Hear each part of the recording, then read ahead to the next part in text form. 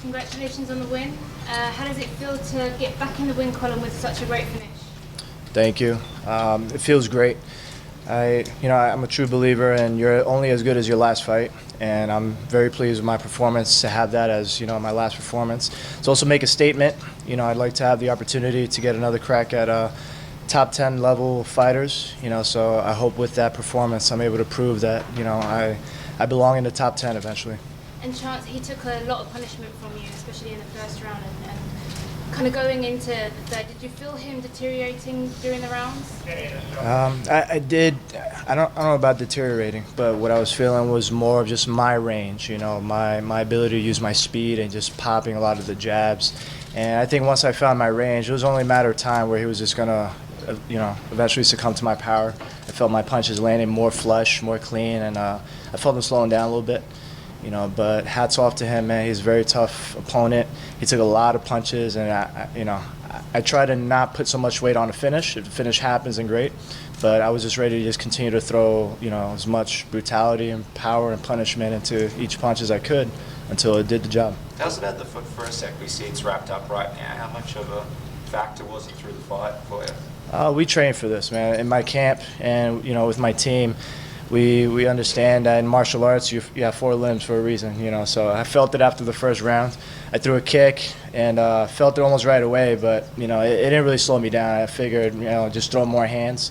I also didn't want to show any weakness. I don't want to give that away to him to try to hop on it. So a lot of it is just your best poker face out there, Aside from getting the win at Madison Square Garden, is this win more satisfying knowing that you're the first fighter to finish Chance, even dating back to his amateur career?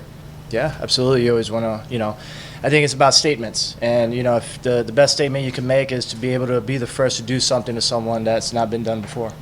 And obviously big win here, finishing Chance. Do you feel like that puts you right back in the mix? Because the last guy you lost to just got a big win last weekend against Ben Askren. Yeah, I believe it does, but at the end of the day, I'm not the one to say. Yeah. It's all, Dana White's call. It's all, it's their call. I keep my head down, keep my blinders on, and I just keep doing my job and try to do the best that I can, show great performance like that, try to finish every opponent until I'm given a good opportunity. I'm hoping one day eventually I do get a crack at the top 10 again. And how did it feel getting to have this fight week with your teammates Shane and Julio as well? Like, it must have added a lot more to this week. Oh, absolutely. It's such a statement personally for me, within my team, because it's freaking cool to have 2 of your brothers fighting alongside with you. Not just that, but at UFC, at MSG, at the just how intense it is tonight with the people that we have present in the audience today. It's always a lot of it is just energy. There's a lot of energy, a lot of intensity, to the room when the 3 of us are out there together. Julio had a close fight. Did you get a chance to watch that at all, or did you try to stay out of that to focus on yourself? I was warming up, and one eye warming up, the other eye trying to keep an eye on him. It's tough, man, because you love your brothers, and my heart went out for him. But it's hard too because I was up next, so I was doing my best to just stay focused. I heard the outcome of the fight, so this is what we signed up for. And I always wish my brothers the best. But it was really hard to go out there. If anything, after his loss, it kind of motivated me. I was like, man, I got to get that win for him, man. So it could have motivated me one of 2 ways. Either he came back with the win and just felt that energy, or you feel bad for your brother. You want to go out there and avenge that win for him. Because you're brothers, is Shane gonna watch your finish and try to outdo you and talk a little trash? Of course, it gets competitive that way. Yeah, I'd expect no less. But that's great, man. I want him to do his best. Shane's on the climb right now. Julio's on the climb. What my whole team is. So we only want the best for each other. So I'm definitely rooting for him and hoping he puts out a performance of the night, which I think he will.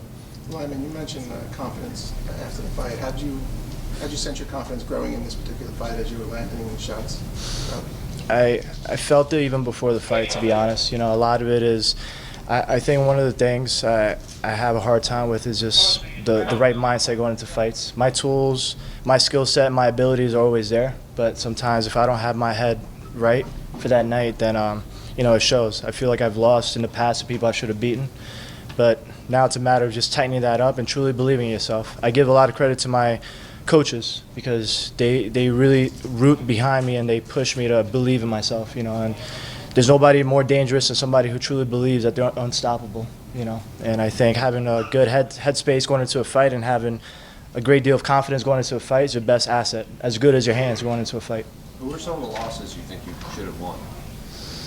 I don't want to name names, you know. I just know in my heart, you know, I know, like, you know, people said, oh, that was a close fight, you should have won.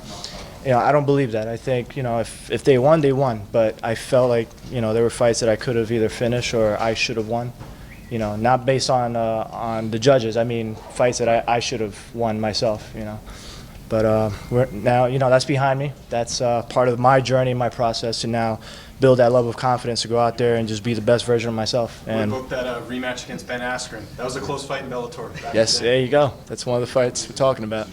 You know, but whatever path Dana White sets me on, that's a path I go in, and I'm just gonna, you know, focus on one opponent at a time, and you know, basically pound my way up to the top 10 eventually. You know, I'm here to show that as long as I've been fighting, I still have the ability to make it to the top level. You know, and I belong up there, you know, amongst the top 10.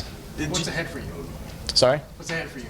Now that the fight's over, you got some time now. What are we doing? Just recouping and waiting for the next fight? Recovering, and then, yeah, going to the next fight. But before that, it's just going back to the, you know, back to camp. Because really, now that we found a good recipe for a way to get me out there and just like shine with my hands and just be, you know, confident and strong. Now we got to go back and solidify that and just do it over and over and over. Right? You just got to, you know, just be training every single day. Make it a thing that it's just part of my life. You know, it always is, but it's just, you know, now that I feel great about how I won. Now it's a matter of going back and just, you know, back to the drawing board. Any idea what the injury on the foot is? Have you guys sort of had a bit of a look at it in the back, sort of throwing around some ideas? It's just a scratch. I don't know. It's got swollen. I don't know. I don't think it's broken. I know I've broken enough bones in my lifetime to know the difference, but it'll be fine. You know, I'll heal up from it, put some ice on it, and then back to training. When do you think you'd like to get back in there again? As soon as I'm able to start kicking again. You know, as long as I can put weight on it, which should be soon. I don't think it's a big injury, but as soon as early 2020. I'm looking for 2020 to be a very busy and very successful one for me. Lyman, you said that you felt like you were in the right headspace previously. What was the difference for this fight? Was it maybe sports psychologist? Anything you did differently that you felt more in the headspace for this fight? I did. You know, I want to keep that to myself, more private. But there were some things that I've done. But, you know, half of it is that, again, you know, credit really goes to my coaches because they've really just, you know, they've been very consistent, very persistent with me, you know, believe in my abilities, you know. And sometimes I'm a very stubborn person, it's a very stubborn nature, so it took a while, but he's just kept on, and my coaches just know how to talk to me, how to get in my head. And I feel like it's clicked, and like I said, you know, I got a good head now. I'm ready to go out there and dominate. When I talked to him, he said, you know, like I told you, the media did that. He said he felt he could take you down whenever he wanted. When he tried those first few times and couldn't get it done, did you feel like an emotional, a physical break in him because he wasn't able to do what he thought he was going to do for the start of the fight? I think a very strong suit of a fighter is their confidence, and when they can't do the one thing that they're trying to do in order to win the fight, it takes away from their confidence. You know, and once you're able to kind of put a blemish in that confidence, it's a matter of just, you know, you start overwhelming them. And I think when they know they can't do what their coaches are telling them to do, and that's it. You know, their confidence starts to diminish. All right. Guys, thank you very much.